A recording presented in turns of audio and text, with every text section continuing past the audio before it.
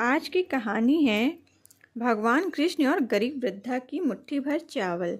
वृंदावन के पास एक छोटी सी झोपड़ी में एक गरीब वृद्धा रहती थी। उसके पास ना धन था ना परिवार, लेकिन उसके हृदय में भगवान कृष्ण के लिए अटूट प्रेम था। हर सुबह वह हाथ जोड़कर कहती, हे कान्हा, मेरे पास तुम्हें देने के लिए कुछ नहीं है, बस मेरा प्रेम स्वीकार कर लेना।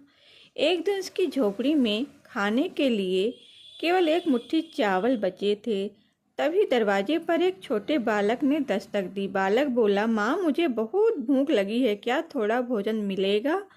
वृद्धा ने सोचा, अगर ये चावल दे दूं तो मैं आज भूखी रह जाऊंगी। लेकिन अगले ही पल उसने मुस्कुराकर कहा, बेटा, भूखा इंसान लौटाना सबसे बड़ा पाप है, ये लो, मेरे पास यही है। उसने अपनी पूरी मुट्ठी भर चावल उस बालक को दे दिए। बालक ने प्रेम से भोजन किया और जाते जाते मुस्कुरा कर कहा, माँ, तुम्हारा घर हमेशा भरा रहेगा।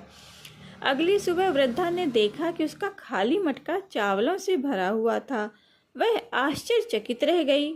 उसी रात उसे स्वप्न में भगवान श्री कृष्ण के दर्शन हुए। श्री कृष्ण मुस्कुराकर बोले, माँ, कल जो बालक तुम्हारे द्वार पर आया था वह मैं ही था। तुमने अपनी भूख की चिंता नहीं की, बल्कि मेरे रूप में आए अतिथि को भोजन कराया। तुम्हारे प्रेम से मैं प्रसन्न हूँ।